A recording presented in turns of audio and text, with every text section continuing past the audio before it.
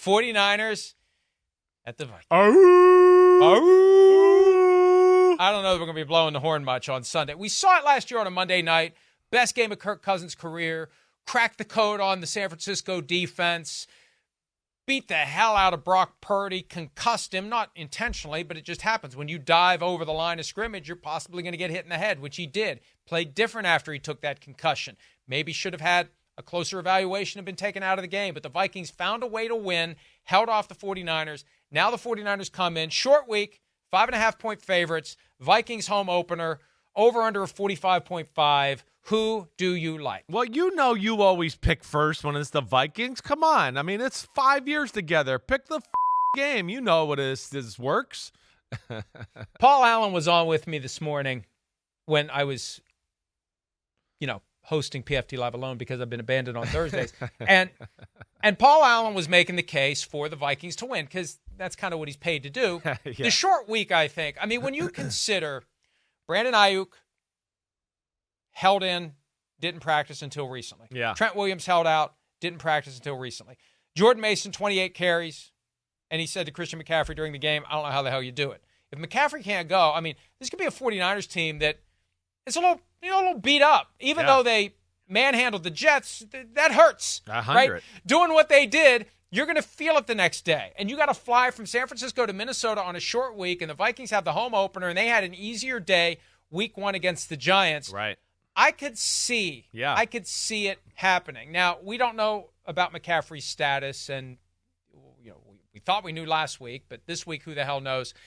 I still can't blow the horn for the Vikings on this one. I'll believe it when I see it. I am going to try to have it both ways. 20-17, Vikings cover, but I feel like at the end of the day, the 49ers find a way to win and move to 2-0, and the Vikings should feel good about the effort, but I can't imagine them winning this game. I mean, this won't be a best bet for me. I can tell you that.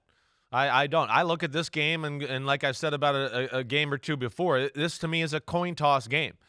I do think Minnesota matches up. You mentioned some of the things that make sense.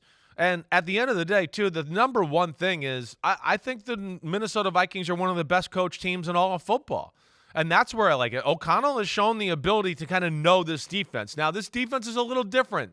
And I think Sorensen has a few little changes to things here on the defensive side of the ball as compared to just the normal Seattle scheme stuff that they've done there so much. So that influenced him, Brandon Staley. I think you'll see a few new wrinkles from that 49ers defense. O'Connell's amazing, though. I think it's going to be an incredible matchup there. And Minnesota's offense, in a lot of ways, is built between the receivers they have, because the 49ers aren't super talented in the secondary, and then they have one of the best pass-protecting O-lines in football. Other than Dexter Lawrence last week, nobody else could get close to Sam Darnold. So that's where you look at it. And then the other side of the ball, B-Flow, Brian Flores is definitely one of the best D coordinators in football. And if there's anybody that can match wits with Shanahan, it's him. And you talk about McCaffrey. Why would they play McCaffrey? I took the game like they're not going to play him.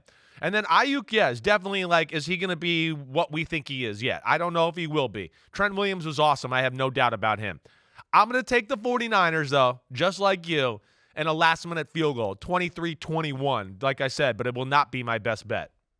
It's funny, I thought about 23-21 as a score. Thank God I didn't. Although, based on last week, if we have the exact same score, take that to the bank, because that's what happened. Right. 27-20, all because of Isaiah Likely's big toe.